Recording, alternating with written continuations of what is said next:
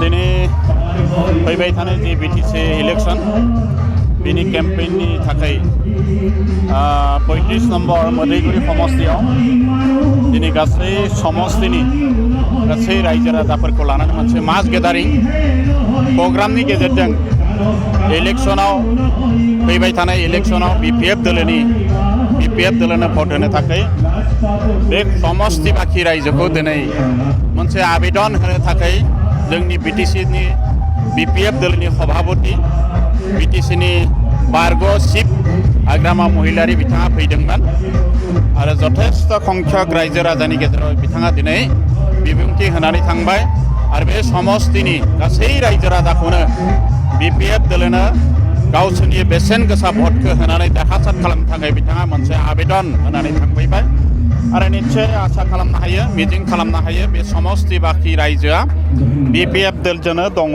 आरो बिपिएफ दोलनि पक्षआवनो बिथांमोननि बेसेन गोसा भटखौ होनानै जोंनि केन्डिडेट जगदीश सरकारखौ देरहागोना रोखा दिनैनि तारिखआव कारण हाजार रायजो राजाया बेहाय बाहागो लादों बिनि अनगायैबो गुबुन गुबुन जातीय संगठनफोराबो बेहाय बे इलेक्शनाव जोंनो सापर्ट होदों जेनेबा जोङो आसुखौनो बुं असम जातीयतावादी युव छात्र परिषद असम गण परिषद बे माने बेंगली स्टूडेंट फेडरेशन एबिएमसु आमसु ओमफ्राय भोजपुरी छात्र सन्था ओमफ्राय आदिवासी आसा दं दा गासैबो विभिन्न जातीय संगठनफोराबो बे इलेक्शनाव जोंनि केन्डिडेट जगदीश सरकारखौ बे समस्तियाव समर्थन होदों बे हिसाबै बे समस्तिनिफ्राय जोंनि केन्डिडेट जगदीश सरकारा आरामसे देरहालांनाया रोखा जानानै दङ। तारिखआव जोङो उदालगुरि माने डिस्ट्रिक्ट हिसाबै 10टा समस्ति दङ आरो बे 10टा समस्तियावबो जोंनि बिपिएफ दोलोनि पजिशना जोबोद मोजां आरो बेखायनो जों मिजिं खालामनो हायो बे 10टा समस्तियावबो देरहागोन। बेनिफ्राय बाक्सा जिल्लायाव 11टा समस्ति दङ 11टा समस्तिनि गेजेराव 9टायावनो जोंनि पजिशना बिराद मोजां जानानै दङ बेखाय जोङो बेहायबो 9टाखौ आसा खालामनो हायो। चिरां जिल्लायाव 7टा समस्ति दङ बे चिरां जिल्लानि मोनब्रैया कनफार्म जानानै दङ आरो मोनसेया 50-50 बेखायनो जोङो चिराङावबो जथेस्थ संख्यक मोनगोन। क'क्राझार जिल्लायाव 12टा दङ बे 12टानि गेजेराव 9टायानो कनफार्म जानानै दं दा बेखायनो जोङो 25निफ्राय 30नि गेजेराव जोङो देरहानो हागोन समस्तिफोराव आरो जोङो हाग्रामा महिलारिनि दैदेननायावनो एबारबो सरकार बिटिसि सरकारखौ दानो हागोन बे रोखा जानानै थाबाय।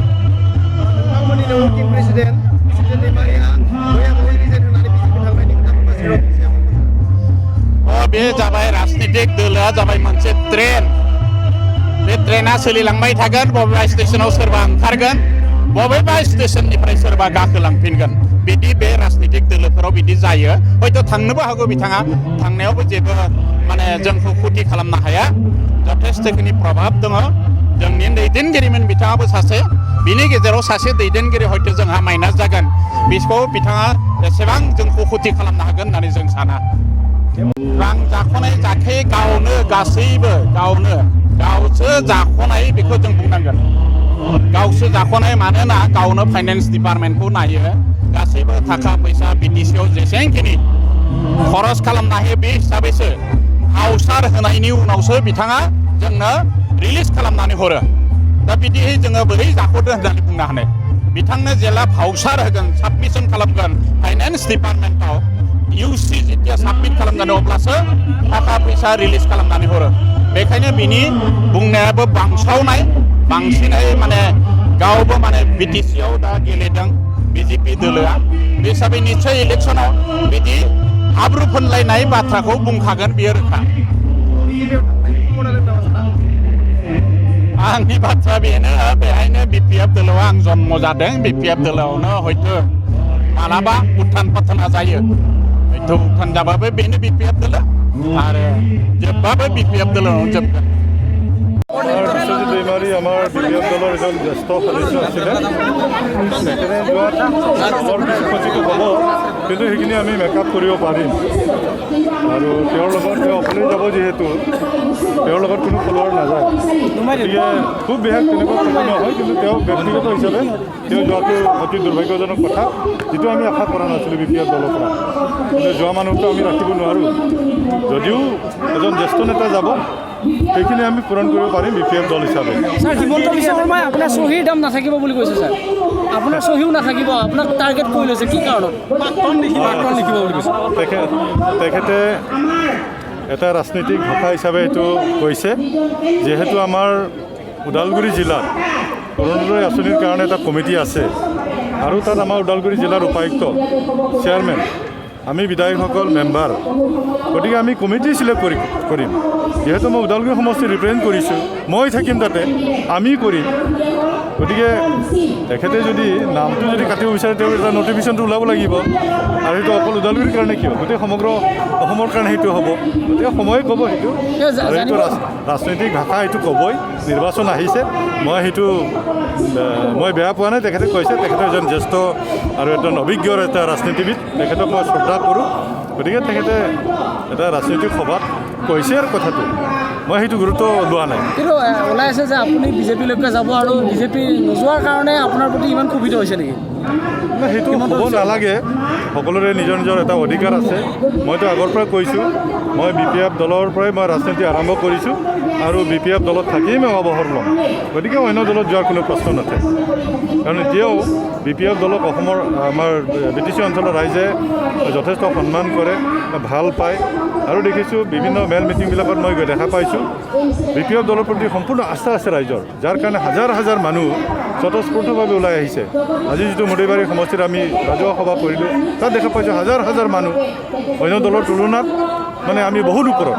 গতিকে আমাৰ দলৰ ওপৰত সম্পূৰ্ণ বিশ্বাস আৰু আস্থাটো আছে। গতিকে আমাৰ চতুৰ্থবাৰৰ কাৰণে হাগ্ৰামা মহিলাই ডাঙৰীয়া BTC চিট হ'ব, আৰু আমি BPF দলে চৰকাৰ কৰিম।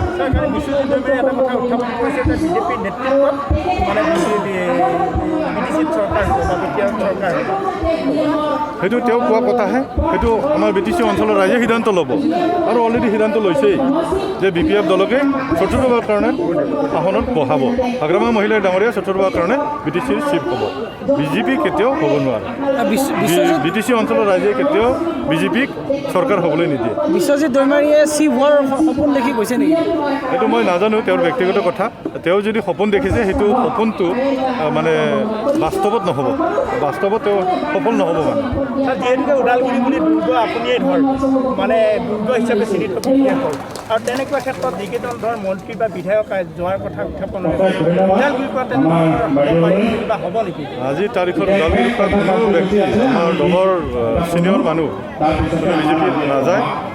যিহেতু মই নিজেই আছোঁ জিলাৰ সভাপতি হিচাপে, আমি সকলোৰে লগত একেলগে মিলিজুলি আমি কাম কৰি আছোঁ। আমাৰ দলৰ পৰা BPF দলৰ পৰা আমাৰ ওদালগুৰি জিলাৰ পৰা কোনো বিজেপি নাযায়।